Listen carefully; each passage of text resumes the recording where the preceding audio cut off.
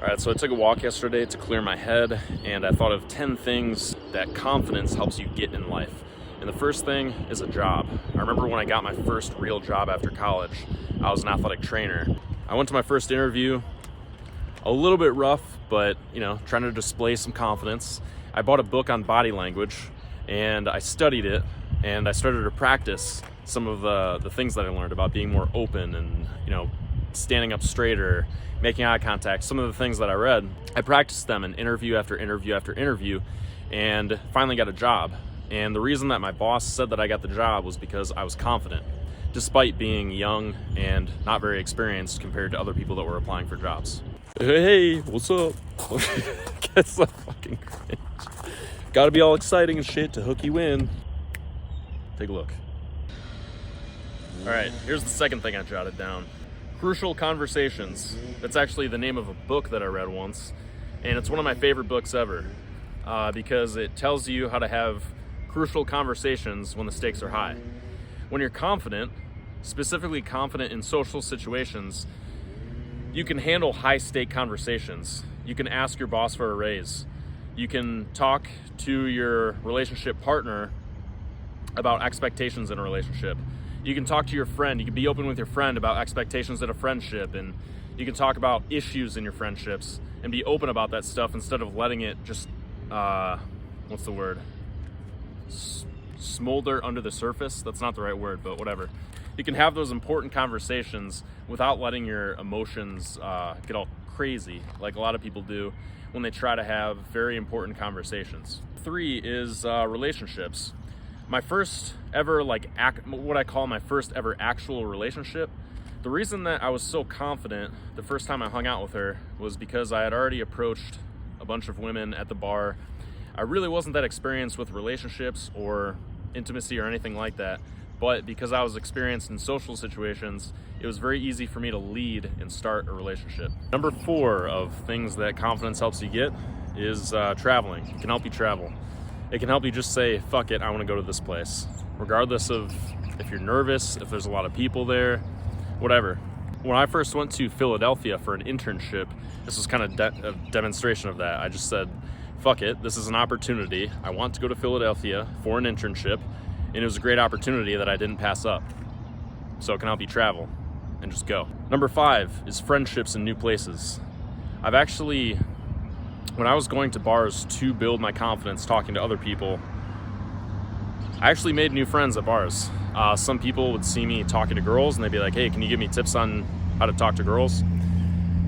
Other times I would just meet people and they would say, hey, let's go out again. And we would exchange numbers, we would go out again. Another thing being confident helps you with is audacity.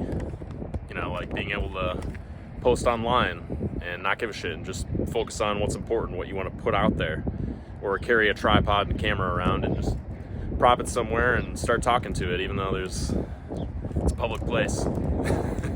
Also, the audacity to move somewhere new, to just take on a new experience. Audacity.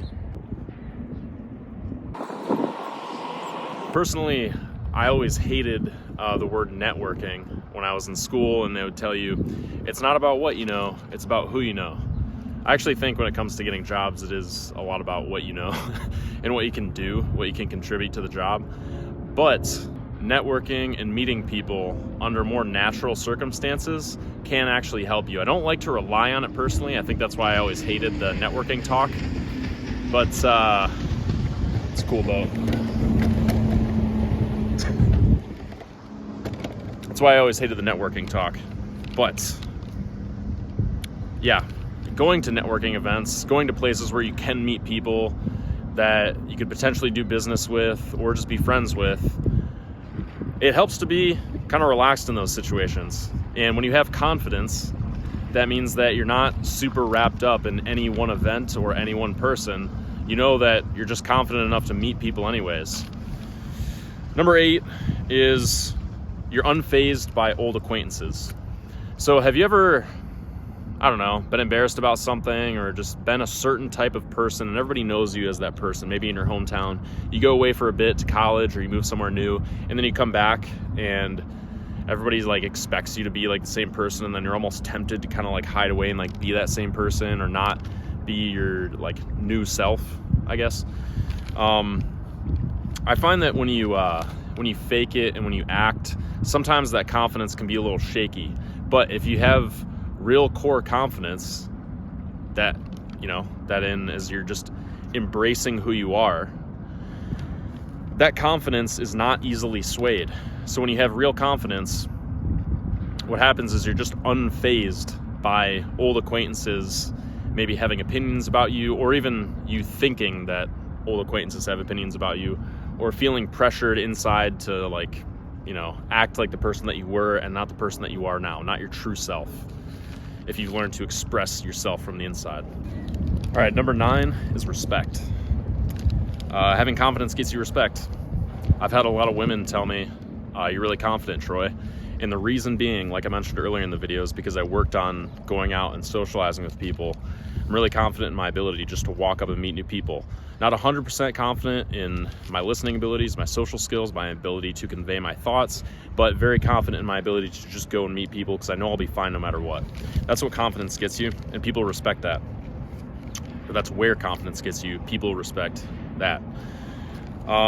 As an athletic trainer, as another example, I remember people obviously trusting me to do my job, but also people trusting me at the hospital and the school that I worked at to talk to people who, maybe like a student who was high, he came into school high, trusted me to talk to him, calm him down a bit, and also to do things like present, like for career day. I didn't take that opportunity, but I got offered it the first year I was there.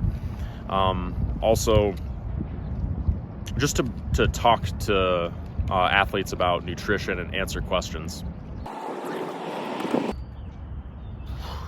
All right, number 10 is a willingness to learn a new skill and not have to look cool all the time.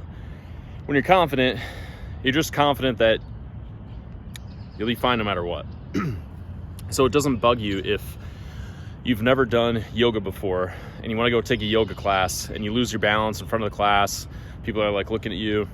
Actually, a lot of people will probably be like fine with you just joining, and they'll probably even look up to you for even like signing up for a new activity. But my point is, when you're confident, you care less about what people think and more about the important things. So you'll just try new things.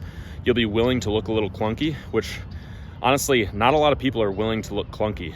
Not a lot of people are willing to just try a new skill and like in the process of learning that skill, look really awkward, which you always will when you're learning a new skill.